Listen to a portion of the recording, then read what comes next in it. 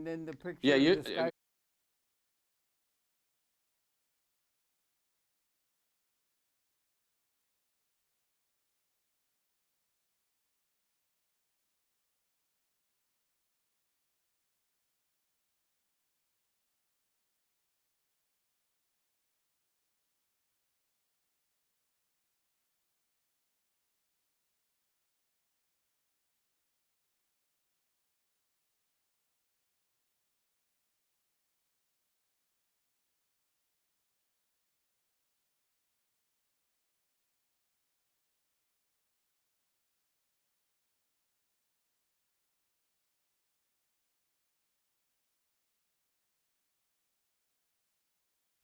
Conversation. It's a pleasure to welcome the audience to the program. What we're doing today is a little bit unusual. We're in touch with our dear friend Stephen Neskis. He's down in Virginia, in Virginia Beach, and he is a great fan of a couple people that I am a fan of too. You can see on the screen behind me now in overlay is Ray Kurzweil and Peter Diamandis. They're two people who are very much futurists and entrepreneurially inclined in that, and very relevant in terms of understanding cybernetics and so forth. And he is in Virginia, and we're going to be talking about them and about the book. And maybe we could bring it up and let's see if the Skype's working all right. Stephen, there you are, Stephen, Virginia. I see a picture of your dad over your right shoulder. He was a wonderful guy. Maybe you could just touch base and let the folks know he passed recently. Yeah, he very was sad. He was a wonderful, brilliant gentleman. Entrepreneur and a man's man, and a very sensitive being at the same time. He was 96 years old when he passed, but like many of the immigrants, he as well as Peter was from humble backgrounds from another Greek island. I come from the island of Cyprus.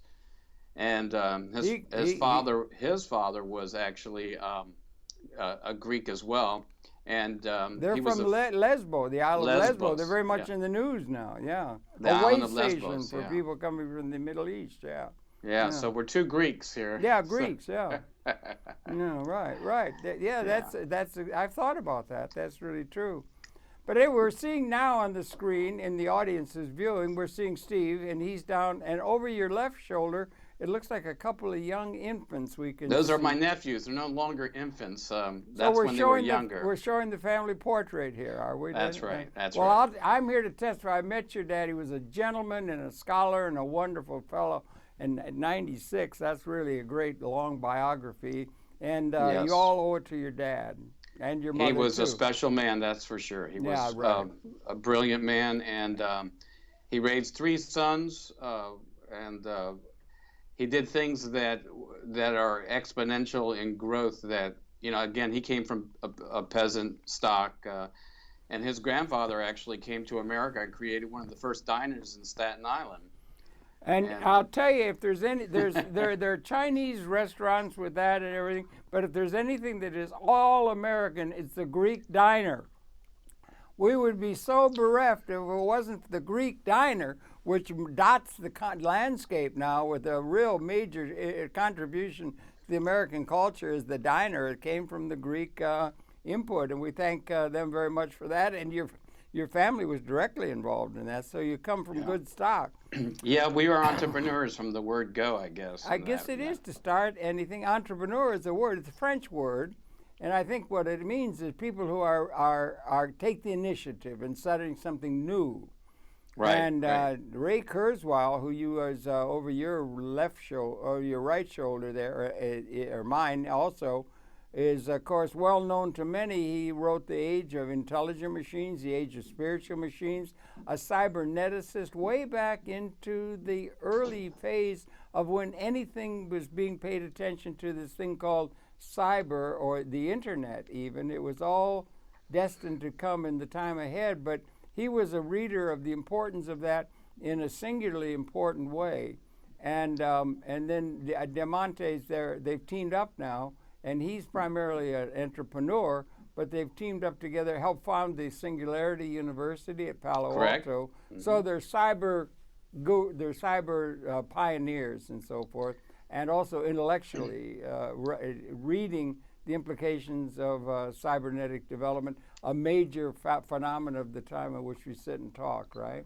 Yes, and not only Peter was also a scholar. I mean, he graduated from MIT in, I think, molecular biology, and then he graduated from Harvard and did his medical degree.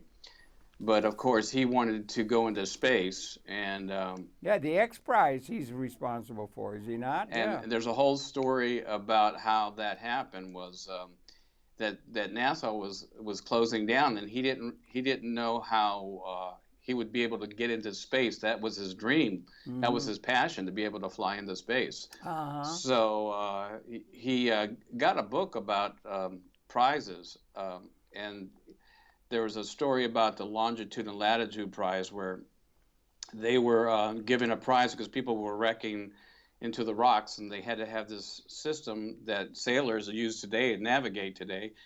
And they gave a prize out, and he goes, that's what I'll do. I'll give a prize. And they didn't know what to call it, so they just called it X. Yeah.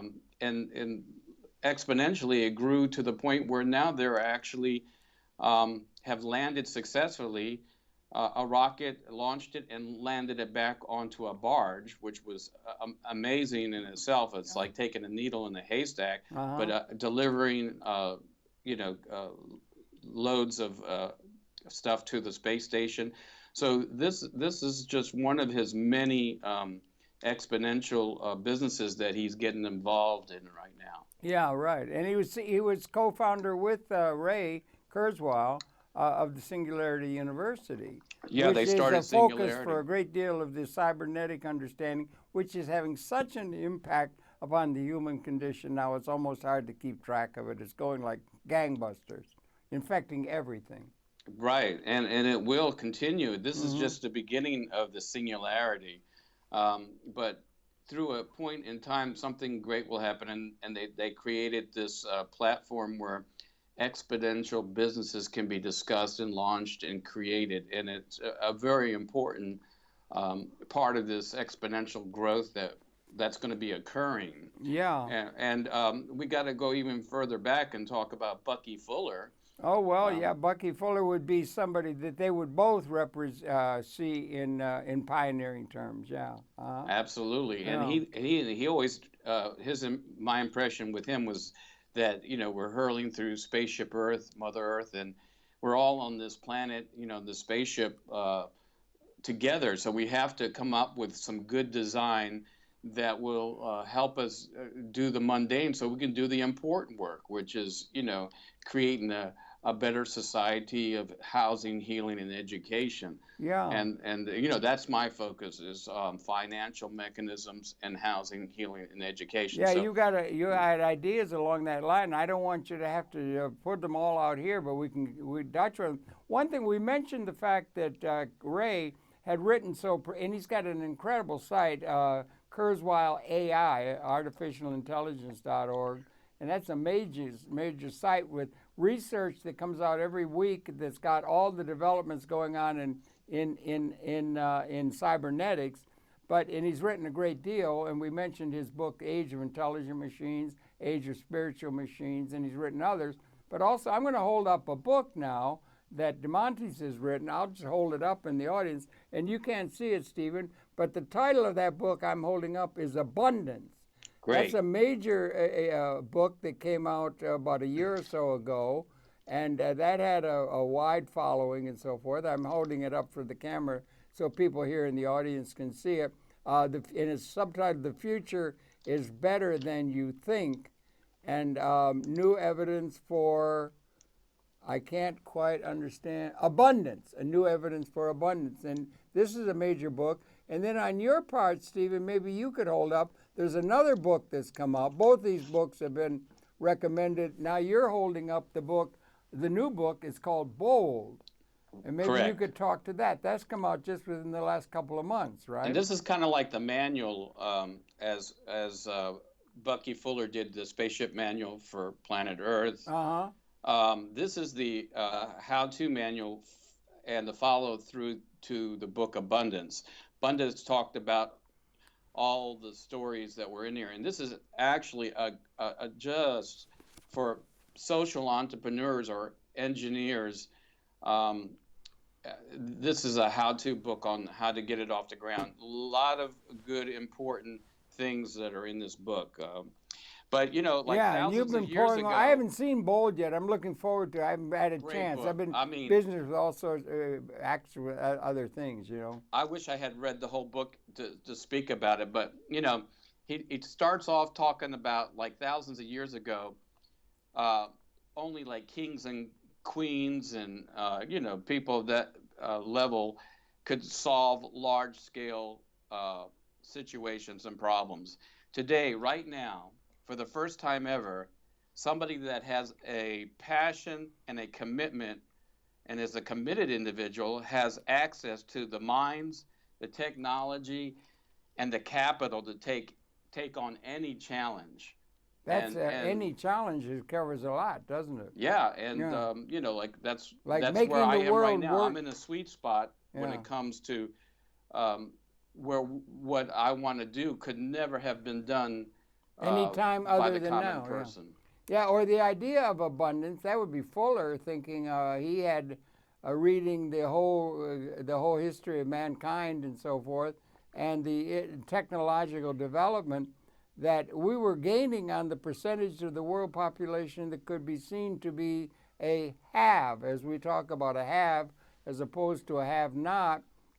And throughout most all of the history, given the fact that the technological development was so primitive according to what's going on now, but Correct.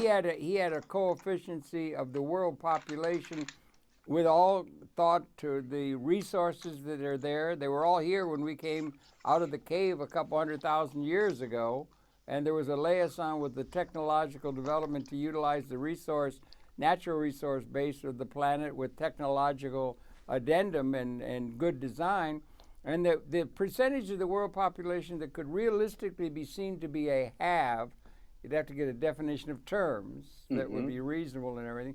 And he came up with the thing that had inspired the spirit of Woodstock or the spirit of 1970. He came up with out of an endeavor of intellectuals called the Design Science Decade 1965-1975, measuring world resources, perceptions of technological development that could be seen, Right. cybernetics and so forth. And he came up with the percentage of the world population that could be seen reasonably to be a have and projected, and that he came up with the idea that we were heading for a major change evolutionarily, because we were about to cross in the time ahead from when he was writing the 50% mark, coming from less than 1% who had been able to be a have by definition of terms to where 50% of the world population and growing exponentially into the future in terms of our capability of the percentage of the world population that could be seen to be a have by realistic terms. And that was something that inspired the whole spirit of 1970. 1970 Right. was a And major the break point interesting thing about evolutionarily. I'm sorry, Harold. No, it's all right. 1970 in his thinking, and the Yes. thinking of a great deal of the intellectual community, was a major point of departure, not only just politically Yes. or scientifically, but evolutionarily. We're coming to a new relationship into the cosmos than when we first appeared 200,000 years ago. And that's something that you could really get your mind around in a comprehensive way of what it is that's going on. And these two gentlemen are following in that footsteps, I think.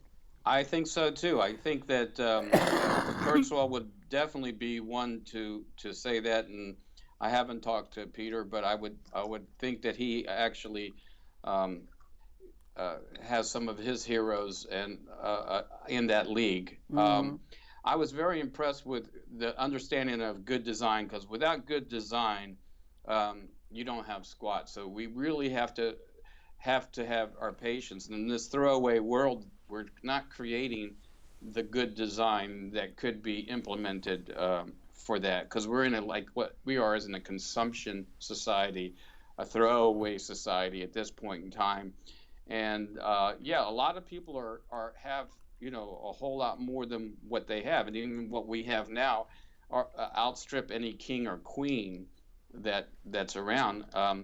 You take your smartphone that we have now. I know, it's amazing, isn't it? Yeah. In Peter's book, they talked about the these what they call the 6 Ds of exponentials. Yeah, I've got that chart. I'll hold it Yeah. up here for a second. Okay. If you can come in tight, you'd have to come in tight, Melody, if you can, on this chart. This I And if got not, it. I can throw it up. Stephen, I'm doing the best I can. I'm holding I that can throw up. it up if you want me to. No, I've got it here now. Okay. I've got it now. And it's the 6 Ds.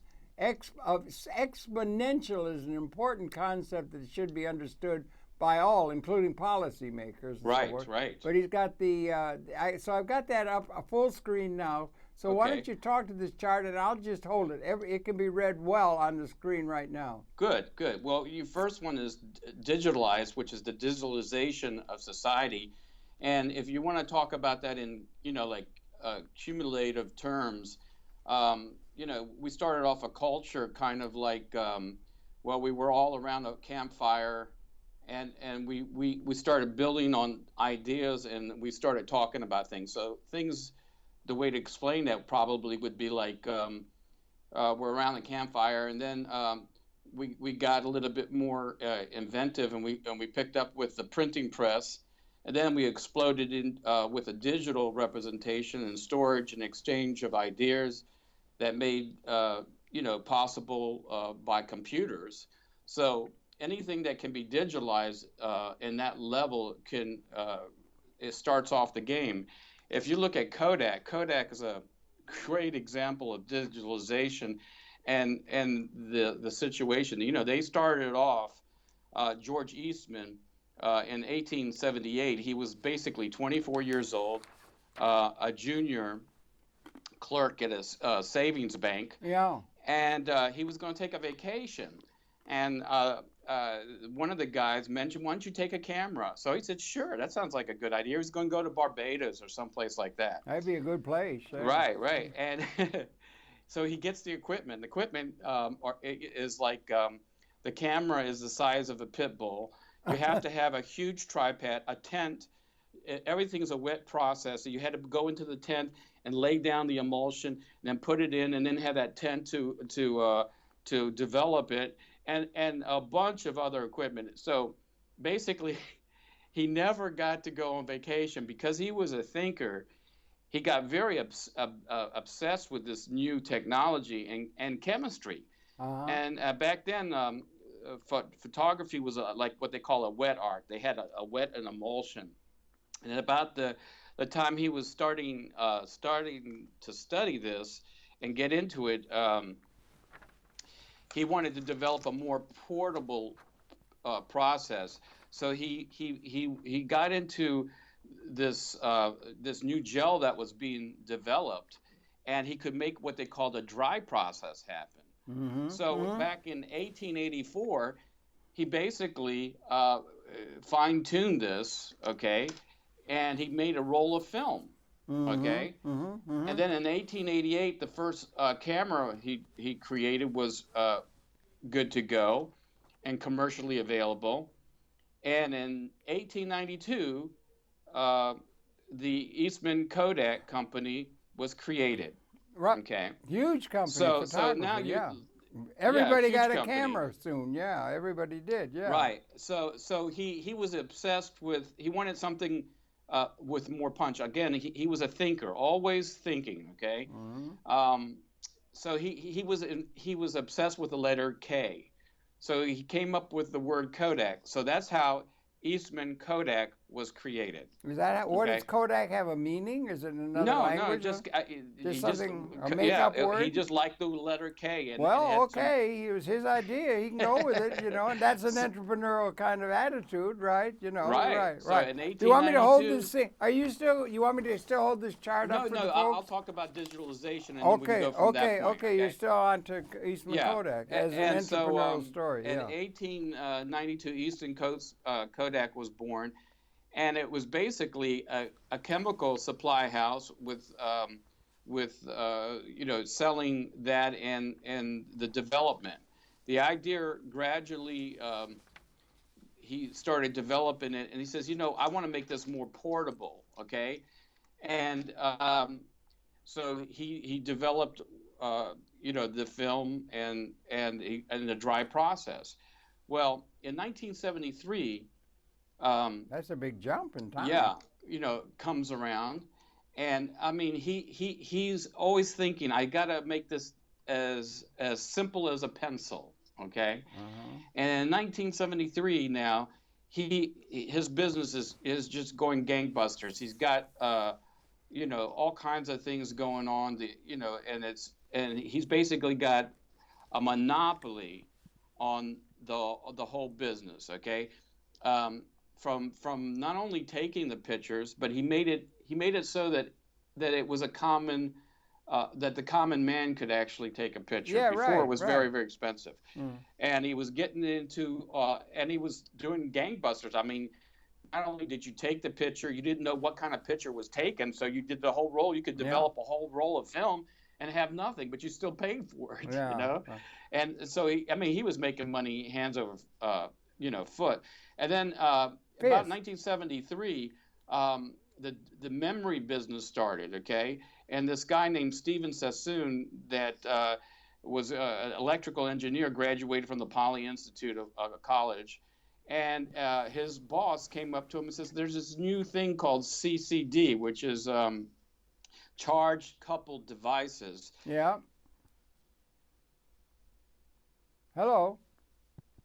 And it was a way to electrical energy to move and make some possible, pictures. So he says, check it out. So through his team and with his team, he was able to create a camera with a resolution of 0.01, and the camera was like 8.5 pounds.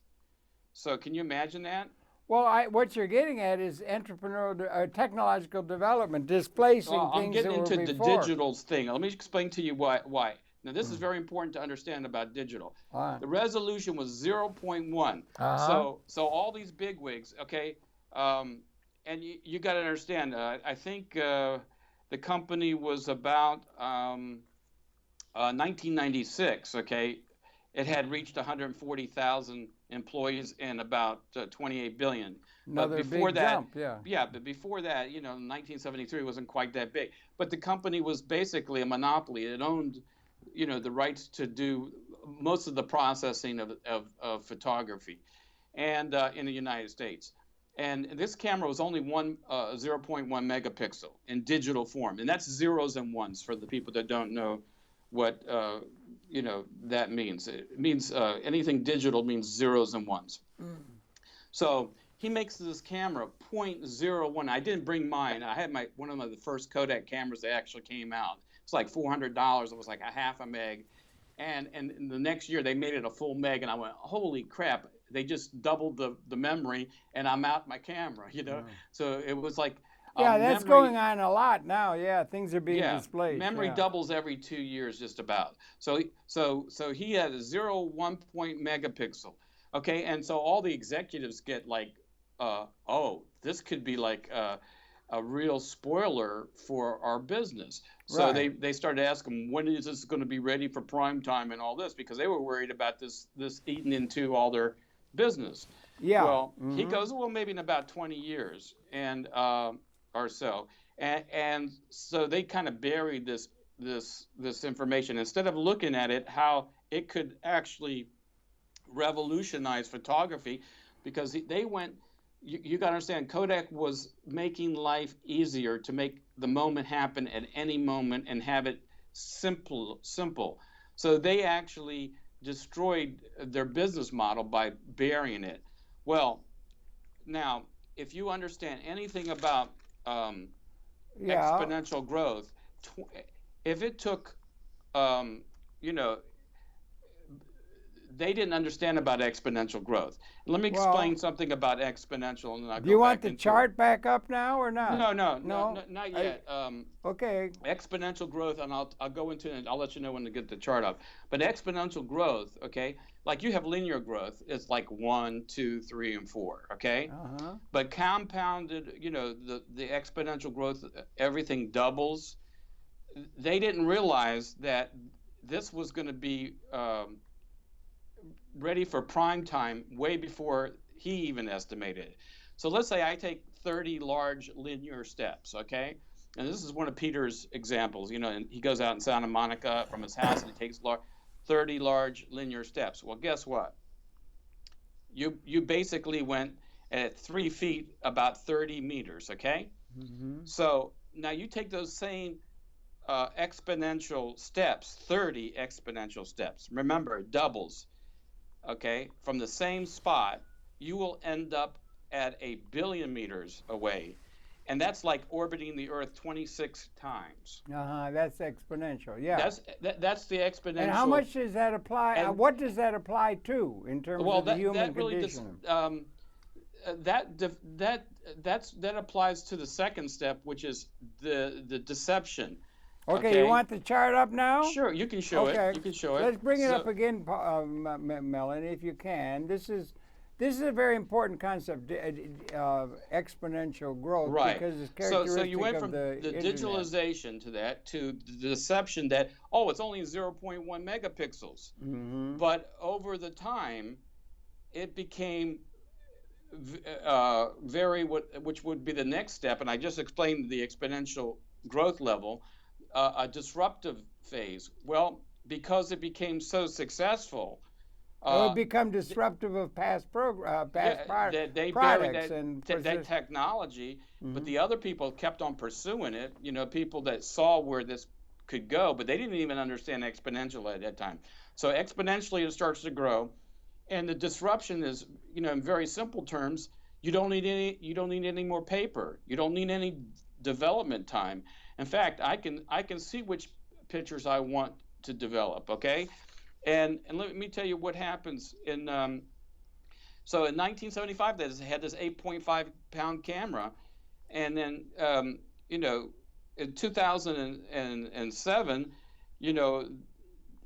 they basically have they were starting to make no money in 2007. Okay. Yeah. Okay. And then in 2012, they actually. Nobody wanted to take pictures anymore in the analog way, and they had to claim Chapter 11. A company that had 90% of the film market and 85% of the camera market was disrupted. Now, okay? Let me ask you a question. To what degree does this exponential work to some advantage? We did have the old saw of people who were making a good profit by making buggy whips for horse-drawn carriages. I just had a friend send me a picture of New York with about 1,000 pictures of New York back in the old days. Right. And they had a good business going with the horse, the whips for the horses. But then along came the automobile. Right. And the automobile, I don't think the same thing applied to automobile, did Well, it? it did, and it is now. You think it did or not? Or is it only in the information No, technology not true. that Not true. things If go... you look at well, what doesn't apply to exponential development in terms of economic or materialistic development and control over the environment? What does exponential not apply to, like normal things like turnips and tomatoes and things like that?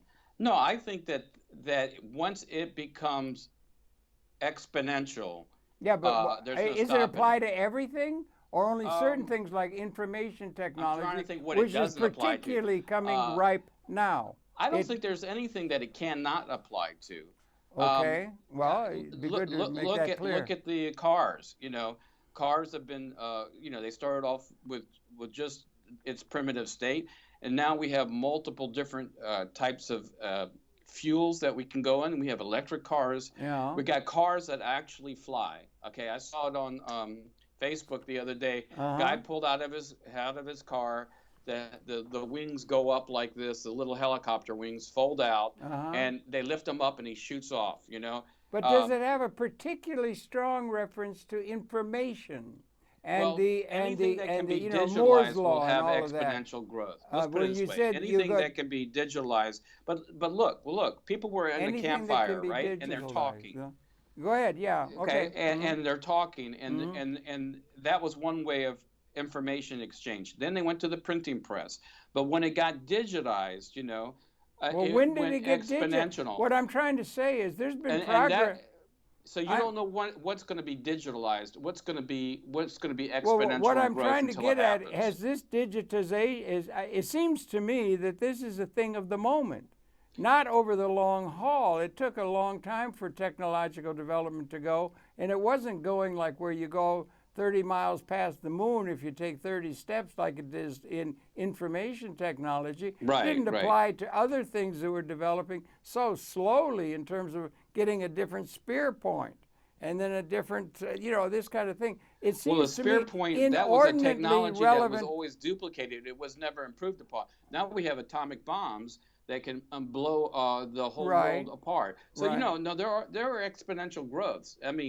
It's a big concept that we should understand better, the significance of it. Here, do you want me to hold this thing up again? Go ahead. You're going through this. The history of it. So what you have is that disruption situation where businesses will take over, like the information digitalization of the information age took out the newspapers. Or the automobile takes over the buggy whip. Right, and now that we got flying cars, and we'll have tube shooting transportation that will go 600 miles an hour, and probably will disrupt the cars. But then you got on your chart here, you got demonized above disruptive. Disruptive has destroyed the buggy whip making for the cars. It's not demonized. It's not demonizing. It's demonetization. Oh, I'm sorry. I couldn't read it well. Okay. Yeah, demonetization is the situation where, and he has a great chart. At one time, to get video conferencing. Demonetize. Okay, sorry. At one time, the video conferencing in 1982 cost about $250,000. Okay, and GPS was about in 1982 about $119,000. Digital voice recorders were about $2,500. 5 megapixel camera cost $3,000 in 1986. Okay, I remember that too because I was a photographer, and I had a beautiful Leica, and that was like the top of the line camera back in those days. And they had 5 megapixels. Woo!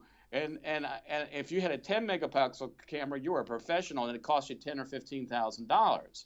Okay, and it was like way out of most people's viewpoint. A video player would cost about $1,245 in '81. A video camera in 1981, $1,000. Music player about $900 in 1982. An encyclopedia, remember those big old heavy things, right? In 1989, they were like $750. You had a whole big set. Remember how you? And they were out of date very quickly, and they would send you a new book to update, all the new things that were happening, like countries being taken over and stuff like that. Video console, an Atari, 1977 cost $199. If you total up all these things, what's in your smartphone, okay? Yeah, right. Is $900,000 worth of goodies, and the camera is better. So you don't need a camera. So when you say that word, it's like I don't even need a Kodak camera anymore. Yeah, it's all on my smartphone. It's really funny. I was reading. It's a little blurry here and everything. I left out an E, but it's really interesting because I was talking about buggy whip makers not wanting to have the automobile take away their business, and I thought it was demonized, and it's not. It's demonetized. Right, so you're making everything cost I left almost... one E out of that because it was blurry and it makes a big difference, but it still makes a point, I think, about the longer-term development of technological development. And listen, one of the problems in television, we get out of time, Stephen, and we want to get through this. What about dematerialized now, after demonetized? Or do you want to go with this chart still? This is yes. And I think this is a very important thing to understand exponential growth. Yes, absolutely. And it's a very Absolutely. important concept that maybe we should move along on this tutorial Yeah. to Well, demonetize, not demonize, although I can see a connection between the okay. two So, thoughts. But so, um, what about so, dematerialize? what happens is that Yeah. the vanishing of what you have to pay for. You know, you go to Google, and they have Google apps, and you don't have to pay for it. Uh-huh. I don't need to pay for, Okay. you know, Mm-hmm. the camera anymore. I don't have to pay um, for all that kind of stuff. So, so that was what we described as the demonetization. Okay. Um, of that kind of stuff. Now, uh, What let's about see. demilitarize? Well, Dematerialize? Or you don't want to go there yet. You still want to do with well, you know, what demonetize. happens is that you don't need film anymore. Okay, Okay, okay, okay, go and, ahead. that's Spell what it out. happens on that level. You Uh-huh. got digital camera. You don't need the film. You don't need the services. So a lot of those materials that were being utilized, it's like you don't need slaves anymore because you have a machine that can pick cotton at a very fast pace. You know, We had a cotton gin and things. yeah. Yeah, So the developed. Yeah. cotton gin Yeah. we didn't need to have forced labor, you know, that kind of thing. Yeah. So that's basically what that is. Well, that's a thing that's applicable now. Right, right. You get into Piketty and so forth. And that's when you get Thomas into Piketty. and what I just spoke to about the camera. I'm getting ahead of myself, but that's when you got $900,000 worth of stuff in a smartphone. Okay, you don't need a camera. You don't need a fax machine. I You know. don't I need, saw you one know, you had. It was like high definition. It was incredible. It had a pinprick of a lens. I mean, it was right. amazing. And I'm speaking on Yeah. that pinprick right now. Yeah, It's right, the right. It's the iPad. No, it is you know? amazing. Yeah. And the camera on it is dead. You And know, this beautiful. all has implications about the human condition, does it not? It Comprehensive interpretation to things like there may be transcending of scarcity or abundance for all, and Right. the ecology and things that might be available to us that's very hard for us to realize when we're thinking arithmetically rather than exponentially. Is that one of the lessons of the time in which we were taught? Okay, and we're trying to get to it with this. And the democratization of this is the last one of the six, right? The what? Oh, you've already dropped to democratize. You got dematerialize first before you get to democratize. You got. We already did that, and we. Oh, you've done that. You did. Okay. Yeah, dematerialize is like when Kodak, and you don't need the film anymore, and you don't need a fax machine, and you don't need all that. So now, then we get to democratize. Yeah, and democratization is when, if you can imagine this, is when costs come so low that it becomes free, basically. Free. And you like that word. You always talked about that. Things should be free.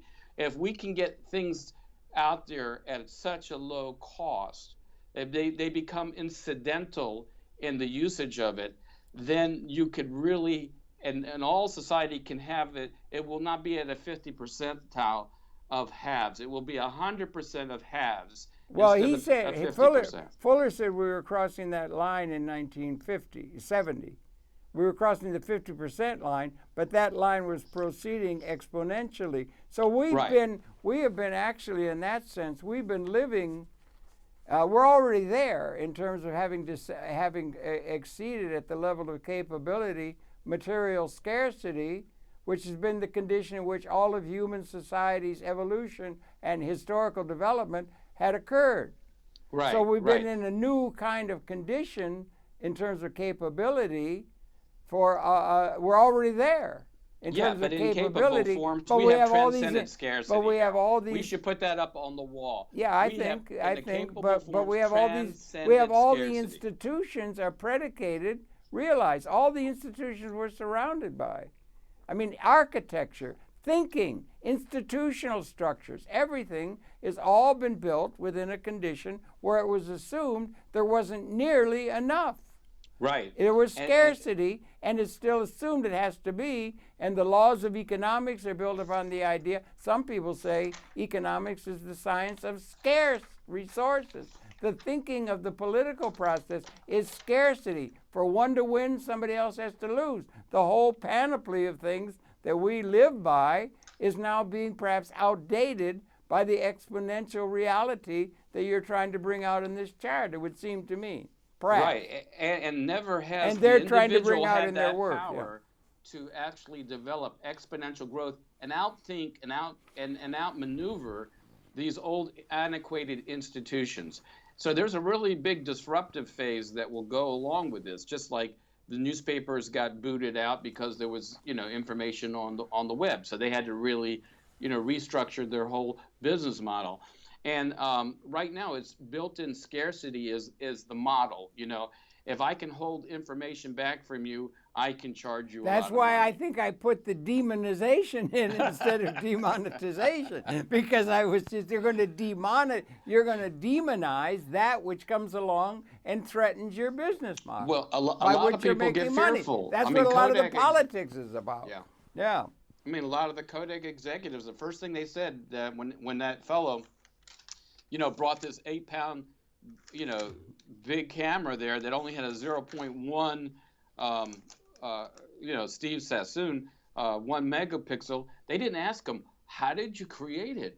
Yeah. They said, when is it going to be ready for prime time? Because they were worried about this instrument cannibalizing their business. Right. And instead of thinking how it could actually, what their new business model was not the dry goods or the processing. It was service and making the camera work effortlessly like a pencil. Yeah. So it was a Kodak moment, So the whole point was they blew it. And a lot of companies out there, a lot of corporations, a lot of political structures aren't seeing the potential of the crowdsourcing that's going to occur. And that's what I'm focusing on is crowdfunding, crowdsourcing, when the masses of people, let's say 1 billion of us, and this is what I was very impressed with Peter. He wants to reach out and effectively affect 1 billion people worldwide. And I do too. And it scares a lot of people when you speak with that number, but they don't understand the exponential growth and how fast I can accumulate 1 billion people. And that's where a lot of corporations are going to go, what?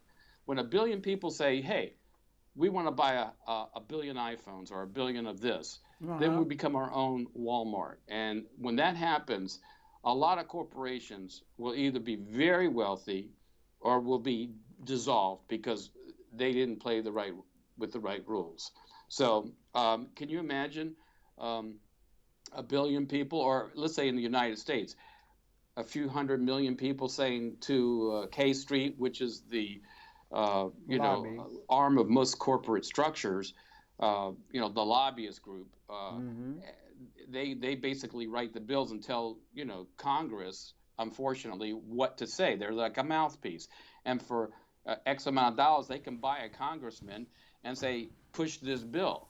When we become that exponential growth, we being what? The masses? The masses. Well, okay. And saying, I don't think 40-year tenure is right for you because, you're not for the people. And that will change the whole demeanor. And we're going to be moving into, and I'm talking maybe 10, 12 years from now. I'm not talking fast because exponential happens very quickly. Yeah. Remember, at 0.1, me talking to you, it didn't sound like, a threat. Okay. But when I get into like having 10 locations that open 10 more, that's 100, that open 10 more, that's 1,000, that open 10 more in their demographic area, that's at 10,000 units. Well, that's exponential growth. And that's what you're thinking of trying to do yourself. Well, you don't want to go into detail. But it will be done in this evolution. Mm-hmm. And this is the tricky part. See, most of us, that technology is outstripping our ability to humanly, emotionally grow at that same rate. And right now we have a lot of, I call them minds, through religious groups and fear mongering, have created this society that can't think about abundance. Now, if somebody comes along like me and says that everybody can be an owner, and we can own all this technology, what's going to happen? Now, either the corporations play games and give us a dividend so we can have purchasing power, or we'll create our own companies. So I'm saying this right now that people like Peter hopefully will appreciate this and take me on as and mentor me. But there's this evolution that's coming that will democratize the way we share and we distribute information, wealth, food, housing, healing, and education. Education should be free. Why are we putting our people into debt? We have created debt slaves.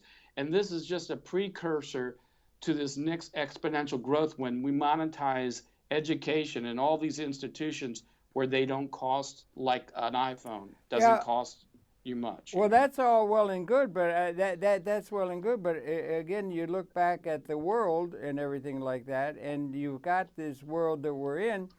We have some real challenges that we do, and we do have a political system, and we have inherited institutions. We have Republican Party, Democratic. We have inherited institutions, including the whole corporate structure and the political system and the UN and all these institutions that are in place, and we're coming to a time of a qualitative transformation.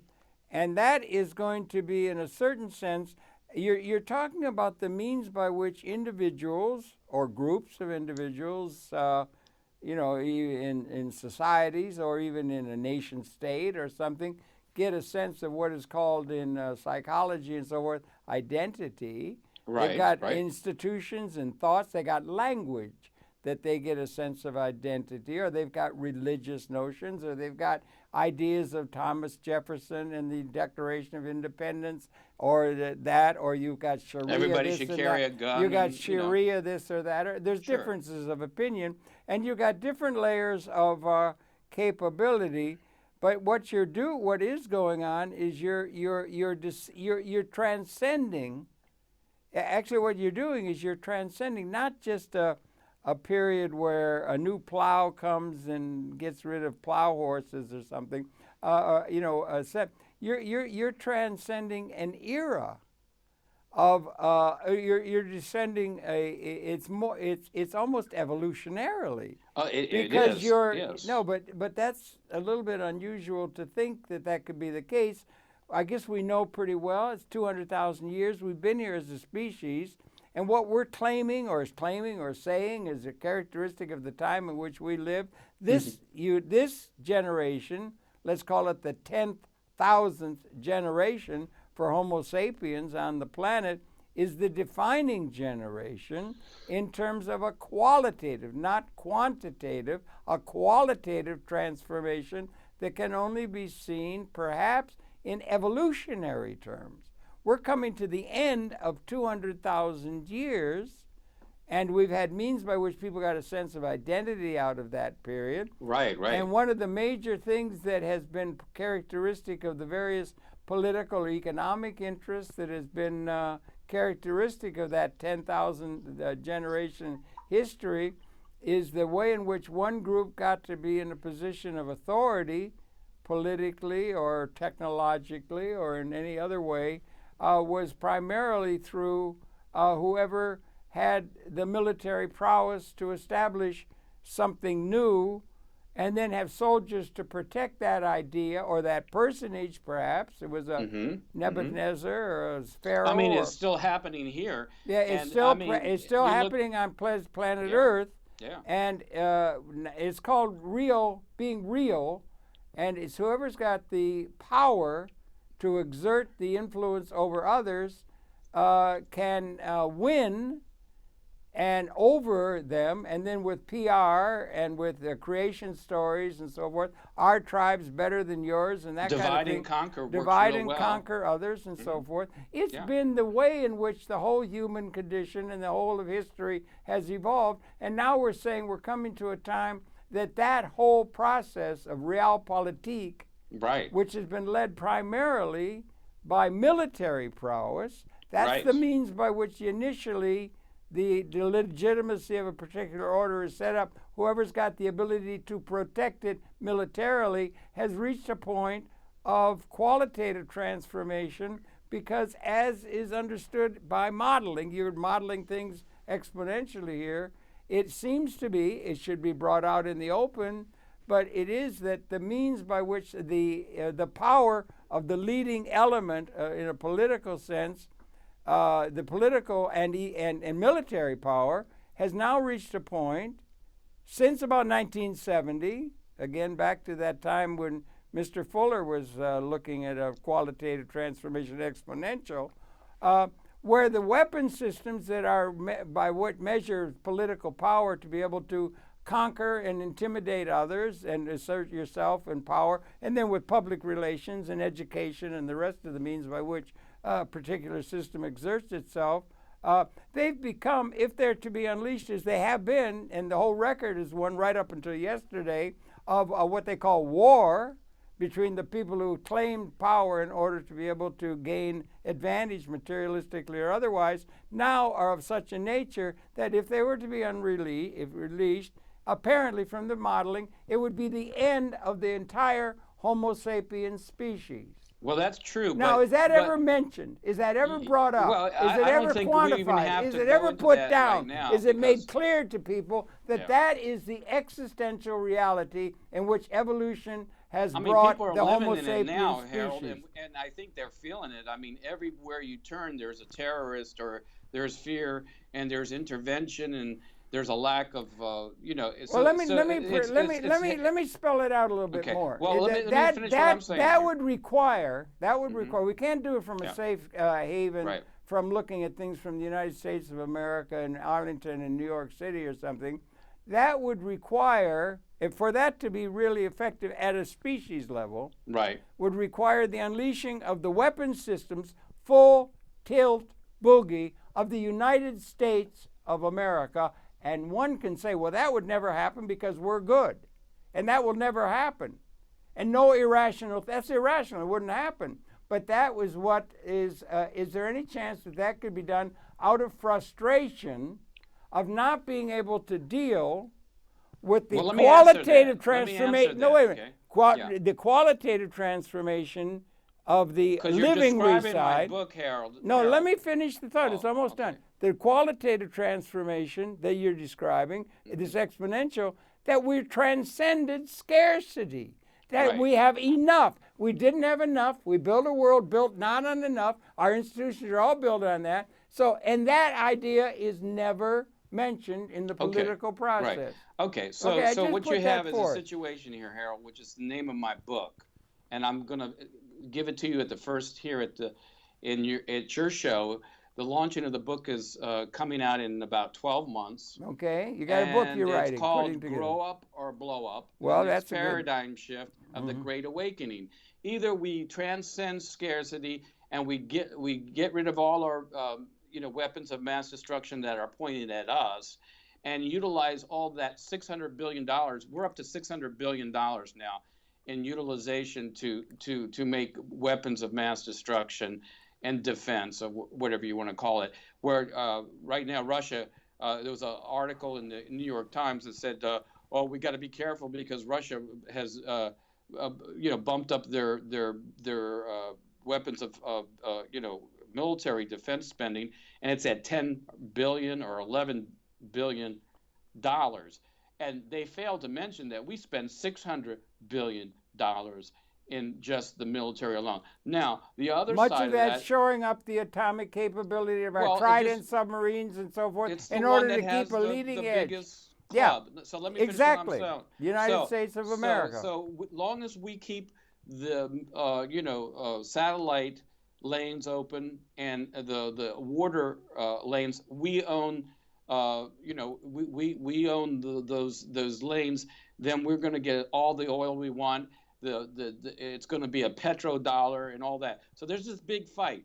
Now, on the other side are people like me that are developing mechanisms and systems that actually bring the humanity together. And Michio Kaku said, look, we may not make it to man one, and he described man as in three levels: man one, man two, man three. And Michio Kaku is another physicist that has important input. Yeah. Now, Man man one is when information is free and money is no longer an issue, and we can control the energy on our planet. Man two is like when we can control our sun, and man three is when we can go through wormholes and all kinds of things like that.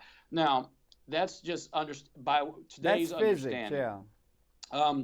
If we can transcend this fear and give more people equality and share this human resources across the globe more equitably, okay, and that's the systems that I'm developing, which will come out in a how-to book on the second part of that book. Okay, the first book is describing all this, but people like the Zeitgeist movement, Peter Joseph, another important person, describe ways that all resources should be able to be shared equally. Well, if I can pull this off, then we will grow up instead of blowing up. But if we don't, we will not have a civilization as we know it, and there will be weapons of mass destruction being put out in ways that will make the old ways of torture look like child's play.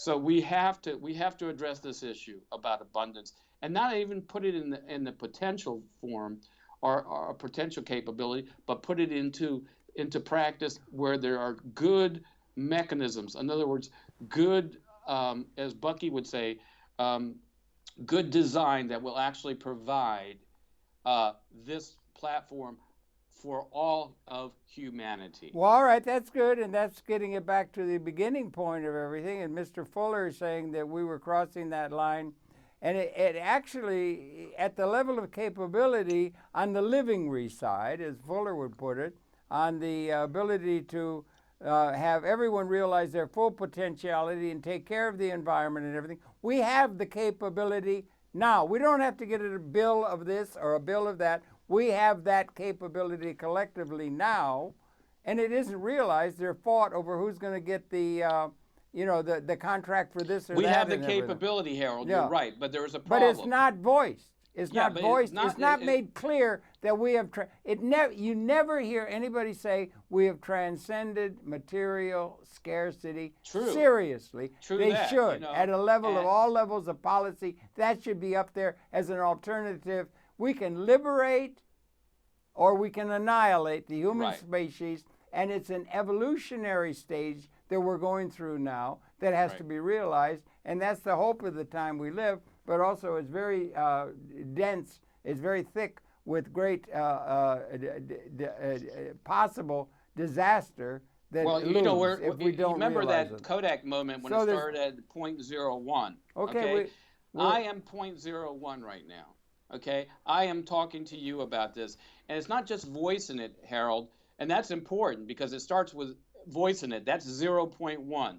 Okay, 0.2 starts people like me that are working on good designs. We can't. 0.3. I hate to Let do me finish it. what I'm I saying. hate to do you. In television, the theory of time, we're coming right out How of many time. minutes do we That's have? it. You have no more time left. You have to say it. The credits are rolling. Okay. So what you have to say is you made the point. Will be my definitive book on that level. Okay, and you've done that, and thank you for bringing it up. And it's a very important lesson to get this idea of exponential capability related to some of our great thinkers. You got a couple there, but framing you, Mr. DeMontes and Mr. Kurzweil, memory of James Joyce and Fuller and some of the other great thinkers. A great and interesting time. Thanks for viewing. Thanks in the audience for viewing. We'll be coming back again tomorrow. Thanks, Steve. Good talking to you. My pleasure, Harold. Look forward to talking to you. Try to stay out of trouble on this New Year's Eve if you possibly can, young man. Happy New Year's to everyone. And one and all. Yeah, thank you. Okay, we'll be coming back again tomorrow. Thank you very much indeed. Okay. Okay, that's it, Steve. You can hang up now. And then I got to go and get the other program done.